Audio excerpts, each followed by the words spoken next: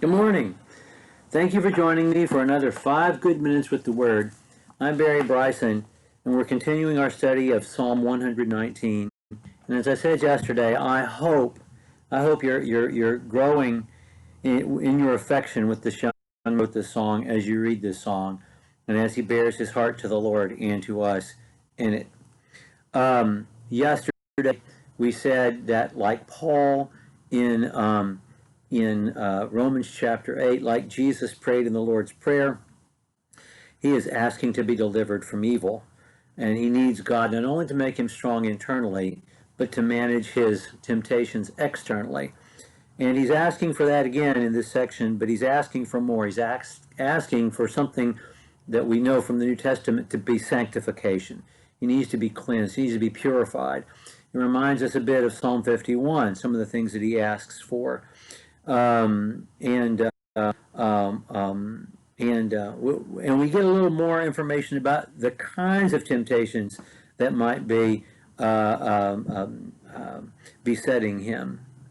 One thing I failed to mention yesterday is that in that section, for the first time, we had all 7 vocabulary words used to describe God's Word in one section, and we have all 7 again in this section.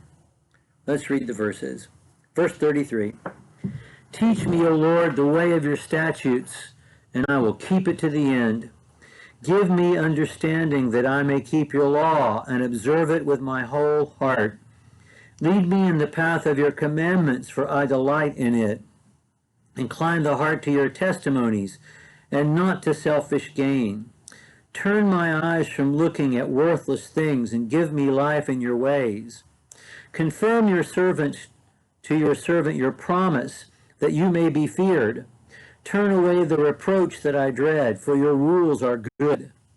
Behold, I long for your precepts. In your righteousness give me life."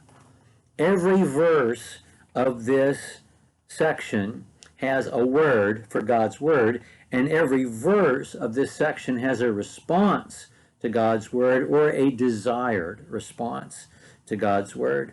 And so we again see the structure within the structure. And we have the development at the beginning and at the end of the notion of perception. You need to teach me. I need to see. I need to observe. I need to take joy. I need to turn away from that which is wrong. And I need to desire. So we have the understanding that leads to the joy that leads to desire. If I know your word and then understand your word, I'll take joy in your word, and I will desire your word, and I'll be okay. And I need you to make this so, God. This is what I want. I've chosen this. I delight in this. This is what I want. We get a notion of some of the temptations perhaps that he's dealing with. This is a young man at court, and he asks to be delivered from 2 specific temptations in verses 36 and 37. He says, "Incline my heart to your testimonies and not to selfish gain."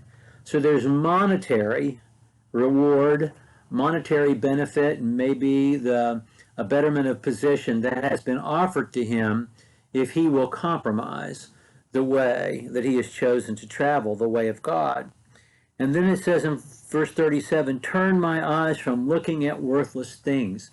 Not just the gain to be had, monetary gain or gain in position, but the pleasures available, the pleasures of court, the diversions of court that are available to him as a young man.